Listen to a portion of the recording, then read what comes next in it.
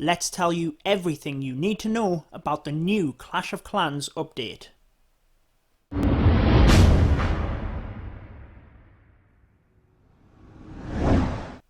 What is going on, guys? Judo Sloth here, and welcome to this episode showing you the new update and exactly what to expect, trying to explain everything for you. You've built the ship, came across to the builder's base. It is massive, right? But where do you start? In this video, I'm going to break down everything for you, try and explain all of the different new aspects, because a lot of it is different to your home village, so that you know exactly what to expect. If you do have any questions, make sure to drop them in the comments below, because I have had a bit of experience with this with the developer build, so hopefully I can answer any of your questions. Also, make sure to subscribe to stay up to date with all of the new update gameplay. Make sure to hit the notification bell as well, because you might not get notified if you haven't hit that. Now, all of this gameplay is from Max Builder Hall level 5. So a lot of this stuff you might not get for a little while, but it might give you a bit of an understanding of what to expect. So we'll first talk about what's different, then go over the attacking side of things, explain the new defenses and the new buildings, and then talk a little bit about strategy as well.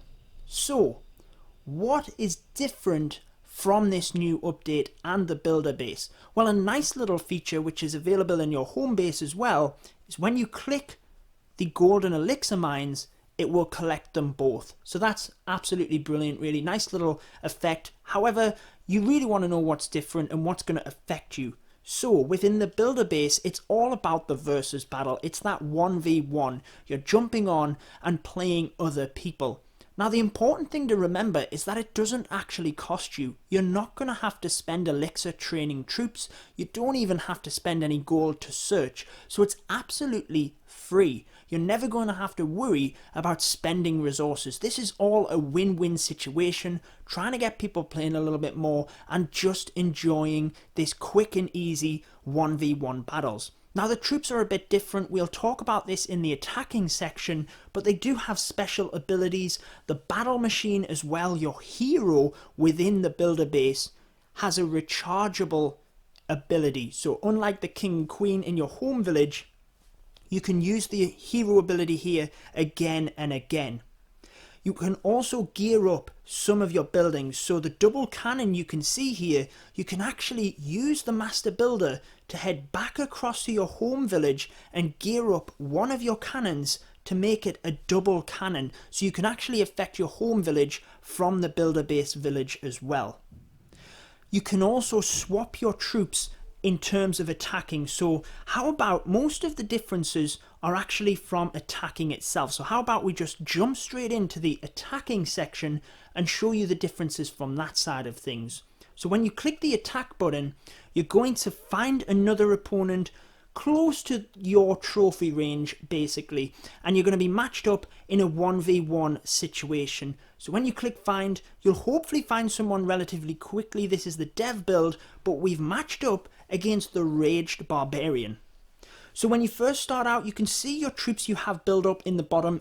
It doesn't cost any elixir, like I said, just 1 minute per army camp, and at Max Builder Hall 5 you have 4 army camps. Now, the beautiful thing is you don't have to have a set army. You actually can customize your army to the base. So you can see the little green arrow there, that lets you change whatever troop within the camp. Now, you can do this as much as you want. In that first minute where you can see the scouting, it has the timer at the top there. As soon as that goes down to 0, then you can't change your troops. You're stuck with the ones you have, or if you deploy a troop, that is the same. But it's brilliant because you can purely customize everything in order to attack that exact base. Now, this isn't going to be any sort of strategy video. I'm going to show you a couple of the new troops just so you can see what's happening. And there you can see the troops are locked in. We can't change them. Now, each of the troops have a special ability. So you may be familiar with the baby dragon, who has that enraged bonus when it's by itself. But all of the other troops also have an ability itself. So I've kind of picked a couple of poor examples here, but we'll throw in the hero along with some cannon carts and the Boxer Giant and Bombers. Now the Boxer Giant and Bombers both get an improved damage on their first hit. The Cannon Carts, their special ability is that once it goes down, you can still use it. Now if we hit the hero ability here, you can see it charging up, and again that means that as soon as it hits to the top, if we start pressing it, you can see you need to wait until the hero ability can be used again, but once it hits the top there, you can hit the charge button and you can use it again. So that's kind of it for attacking. Again, this isn't meant to be any sort of strategy video. We might even end up getting the 2-star here, amazingly, because we're going to be able to get the hero ability in there again. So we get the 2-star amazingly. There's the cannon cart that has gone down, and it gets a few extra shots in. Unfortunately, there are no buildings within its range, but we're going to quit the battle here just so we can get on with the video. But that kind of shows you the attack and how to attack within the base itself. So you can see opponent is attacking. Once your opponent's finished attacking, if you become successful, then you have won the match. You'll move up in trophies. As you move up in trophies, you will get more rewards. So you have a reward from getting 1 win, and you also get a reward from getting 3 wins. And you can see the daily reward there. I'm 1 off getting the daily reward of 3 wins. Once I get that, then I cannot get that for another day, but you can build it up, kind of similar to the star bonus within your home village. So I hope that kind of makes sense for attacking. I know that was a little bit difficult to explain it whilst I was attacking, but I hope I did it well enough. Let's move on to the defenses. So you have quite a few new and old defenses within this.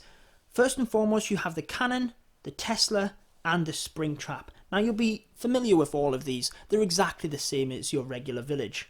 You also have the double cannon as a new defense. Very similar to the regular cannon, but it can multiple fire. It doesn't have as big of a range or damage per second, but it does hit it very, very hard. So just a little bit of a different defense. Again, you can have 1 double cannon within your regular base. Now the archer tower is very similar. However, it has a very nice feature which a lot of the defenses within your base does have, in that you can customize it to the base. So you can see at the moment it's set to have a long range, but it has a slow attacking speed because it has that higher range. We can make it have a very fast attack speed, but it has a very low radius. So you can customize it. You can have both archer towers at 1, you can have one or the other, just trying to customize it to the base. You can also do that with a lot of the other defenses. So you have your air mines or your ground mines, however you want to put them. You have almost your regular bombs and your giant bomb you can do exactly the same with. You might decide to have your base look like it's easy for air, but then have all of your traps on air. Just customize it as much as you want. Keeps things very quick, very small for this base, but you can customize it exactly how you want. Now to defend air, your main defense, if you will, is the air bombs. It sets off air traps constantly, and it is deadly for air attackers. You need to protect that, guys, within your base. You also have the firecrackers here, which are similar to the air defense, but not quite as powerful. The air bombs is your main defense. Now for ground, the multi-mortar is the big defense within the builder base. As you can see, it's kind of like the Eagle artillery within Town Hall 11. It almost covers the entire base because you have this small base, and again, it's deadly for ground attackers, so make sure you protect that as well, guys. However, you will not get the multi-mortar until your builder's hall level 5. The crusher is another defense which is targeted towards ground troops. Now it is very powerful. You can see its very small radius makes it extremely powerful. Even the battle machine, your builder's base hero, can receive massive hits from that crusher. Make sure to protect that as well, guys. It is a brilliant defense. We also have the guard post. Now this is similar to your clan castle. It's where your troops will defend the base. However, you cannot choose which troops will be in there. You can see my Raged Barbarians and sneaky archers protecting the base. As you level up the guard post, you will be able to have more troops in there, but it will just be an automatic thing. You can't put troops in there to actually defend your base. Probably my favourite defence within the new builder base is the push trap. Now originally you might think, let's use the push trap to push people away, push the troops away from the base, let's try and really keep them back, keep them at bay, but actually what is more successful is to push them into the base. So you're actually only going to be able to push a couple of troops with this. If you were to push them right into the centre of the base, you'd be activating the defences at the back here, and you'll be surprised how quickly they go down. Also, a brilliant thing to do is to put the push trap to spring them onto a spring trap. You can see X marks the spot there, right onto the spring trap.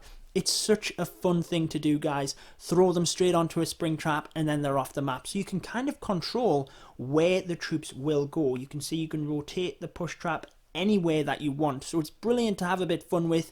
Maybe if you're getting hit with giants a lot, you can push the giants over to the side of the base and they'll no longer be protecting those troops behind. So that's the defences. There are a couple of buildings that are new within this base that we can talk about. First and foremost is the gem mine. The gem mine is here, confirmed in Clash of Clans. Now what's brilliant about the gem mine is that even if you can't get onto Clash for a couple of days, gotta be something wrong with you, but if you can't, it has a very high capacity, so it will be continually making them gems in the background so that when you do get back on the game, you get that nice reward. Not much others to talk about, it gives you free gems. What could be better? Also, the clock tower. This is another win-win situation building. If you've ever boosted your barracks over in the home base, it does a very similar thing, but it's more effective. It boosts everything by ×10 speed. Your barracks, your training troops within the lab, your resources from your gold mines and your elixir collectors, absolutely everything by 10 times. You can do this every 8 hours, so 3 times a day. As you level the clock tower up, you can do that for longer. So at Builders Hall level 5, it is 14 minutes that you can boost everything. So an absolute beauty of a building within this base. We've already showed you the hero, the battle machine. That's the only other one. So I think we've covered all of the different buildings within this base. The troops, I'm not going to try and pretend that this is kind of any in-depth strategy because it's a brand new update. Strategy will be getting developed as we go on, but I'll try my best to give you a little bit of strategy here. So if we go into the barracks, you can see all of the different troops. We have a few built up here. The Raged Barbarians are quite good for tanking. Obviously you get quite a few of them though to start off with, same as the Sneaky Archers. Now the Sneaky Archers you can use to try and funnel, you can snipe off some extra buildings because they have that invincibility aspect. Same with the Beta Minion who gets that extra long range. You can try and use them to snipe off buildings. Now a very easy army composition to use that'll get you started.